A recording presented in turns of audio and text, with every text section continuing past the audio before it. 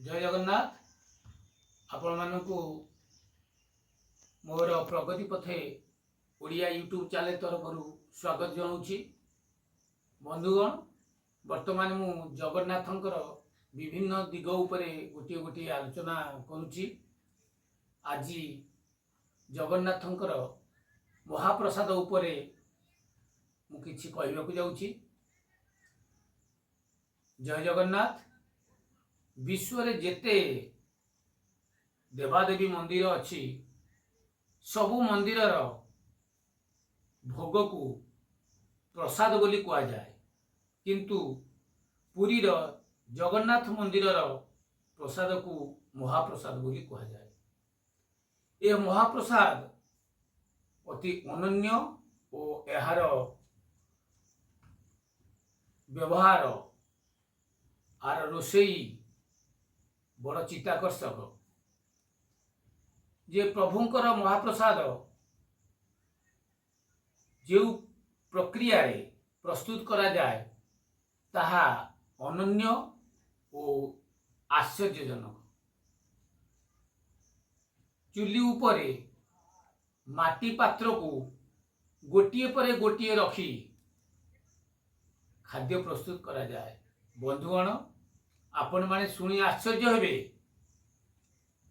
चुली ऊपर जो माटी पात्र रखा जाई थाए गोटिक ऊपर गोटिए एक रु अधिक जेते पात्र थिबो आपण समस्ते जानिथिबे जे चुलीर ऊपर जो प्रथम माटी पात्रटी बसिथिबो सेटा प्रथमे सिझिबा कथा आपण जानिचंती, मु मध्य जानिछि। किंतु आमर जगन्नाथ संस्कृति महाविचित्र। आमर बड़ ठाकुर बड़ विचित्र, से होचने भावर ठाकुर।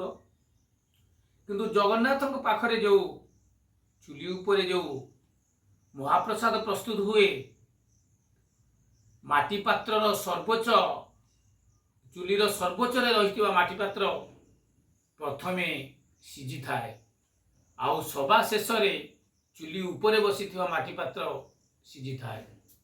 तेणु आमे महाप्रसाद को दुई भाग विभक्त करि थाउ। गोटे होची जे सिंखड़ा महाप्रसाद, आउ गोटे होची सुखिला महाप्रसाद। सिंखड़ा महाप्रसाद होची जोटा कि रंधन योग्य रंधा जाइथिबा महाप्रसाद, जोटा खीरी खेचड़ी तरकारी आपणकर अन्न व्यंजन इत्यादि। किंतु सुखिला महाप्रसाद होची आपणकर खजा विभिन्न प्रकार मिठा इत्यादि इत्यादि। किंतु ये जो महाप्रसाद प्रस्तुत करा जाए या जो रोसई घर अच्छी या विश्वर सबुठारु बड़ रोसई घर। आपण माने जानिथिबे एठी प्रतिदिन 500 रोसैया प्रभुंक पाई रोसई करती। आउ 500 जन रोसैया को साहाय्य करिया पाई 300 जन सहयोगी थांती एवं प्रतिदिन 20,000 लोकों पाई खाद्य प्रस्तुत करा जाए। आउ गोटे कथा जानिले आश्चर्य होबे जे जेते लोक आसिले मध्य केबे श्रीमंदिरर आनंद बजार रे खाद्यर अभाव हुए नहीं। लक्षे लोक आसिले मध्य खाद्य अभाव होवा नहीं, जदिओ 20,000 लोकों पाई रोषेई करा जाई थाए। किंतु ये होची भावर ठाकुर। आउ ये जो महाप्रसाद प्रस्तुत करा जाए श्रीमंदिर रे स्थानित होइथिबा पार्वती देवी नाम रे विमला देवी एक मंदिर अछि। महाप्रसाद प्रस्तुत परे प्रथमे विमला देवी पाखरे समर्पण दिया जाए, तापरे प्रभु जगन्नाथ को अर्पण करा जाए। ये जो महाप्रसाद श्रीमंदिर जो स्थान रे बिक्री करा जाउ थाए भक्त मानक पई प्रदान करा जाउ थाए से स्थान को आनंद बजार बोली कहा जाए। आनंद बजार विशेषत्व होची सेति जाति धर्म उच्च नीच किछि न थाए। जे ब्राह्मण थारु चंडाल, चंडाल थारु ब्राह्मण खाद्य पत्रु नहीं खाइबार बहु नजीर रही। तेणु आपण माने जानुथिबे जे महाप्रसाद होउचंती जगन्नाथଙ୍କ सहित अंगांगी भावे जड़ित एक एक सुस्वादु खाद्य खाद्य खाद्य कहवा भी ठीक हेनी ये हूँ अमृत प्रसाद जे यही महाप्रसाद को अबढ़ा बोली कह जाए। अबढ़ा अर्थात जार वृद्धि नाही अर्थात ये महाप्रसाद हूँ एपरी जार केबे सढ़े नाही जहा केबे बढ़े नाही ता सर्वदा सतेज हो रही है। वे महाप्रसाद को भक्त माने आनंदर सहित भोजन करती। ए आमर आनंद बजार होची पृथ्वीर सबुठारु बड़ खाद्य बजार। जदिओ आठारु अन्य स्थान रे बड़ बड़ रोषशाला अच्छी किंतु यही भली 56 पाउटी तैयारी होई प्रभु को अर्पण करुवा विरल। तेणु ये क्षेत्र में पुरीर 4 धाम मध्यरु पुरीर जगन्नाथ धाम होची एक अनन्य धाम। 4 धाम भ्रमण कला परे चतुर्थ धाम पुरी जदि आमे भ्रमण न करिबा तेबे आम यात्रा आम भ्रमण आहा केबे परिपूर्ण हुए नाही बोली आशा और विश्वास रखा जाए। तेणु आपण माने जानिथिबे ये जो महाप्रसाद प्रस्तुत करा जाए एथिरे आदौ पियाज रसुनर स्पर्श न थाए। यह संपूर्ण भाव में शाकाहारी। एथिरे खीरी पुरी आरिसा विभिन्न प्रकार पिठा विभिन्न प्रकार मिठा सब प्रस्तुत करा जाए। प्रभु को नैवेद्य दिया जाए प्रभु को अर्पण करा जाए एवं भक्त माने ताहाको महाप्रसाद रूपे पान करि थांती। जे ये महाप्रसाद होची सर्वदा सद्य आउ पवित्र।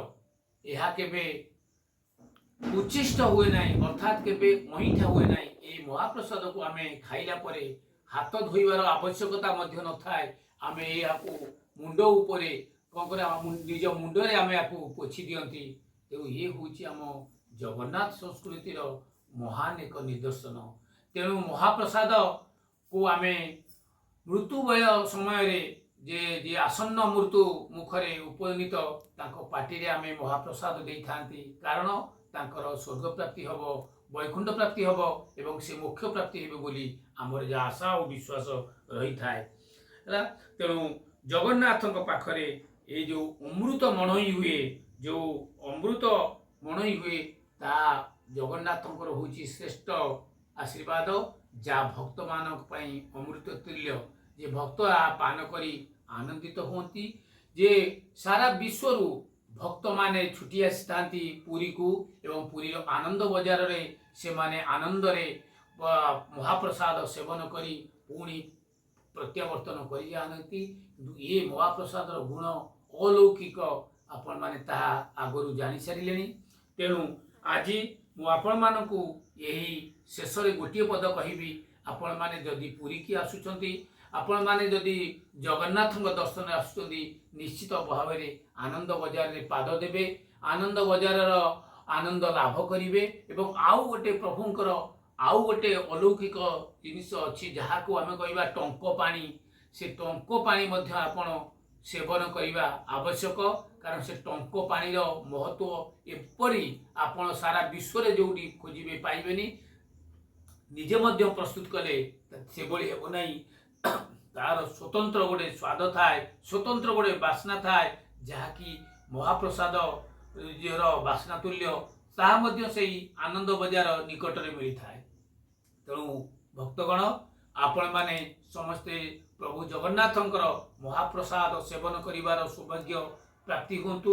यह ही मोर प्रभु जगन्नाथ निकट में विनम्र अनुरोध।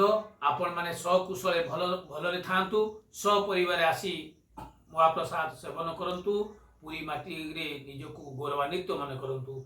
एति कही मु रहूची आपण माने जदि मो चैनल टी को सब्सक्राइब करि नांती ते दया करी सब्सक्राइब करि नियंतु।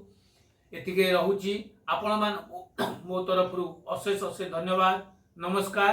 जय जगन्नाथ जय जगन्नाथ।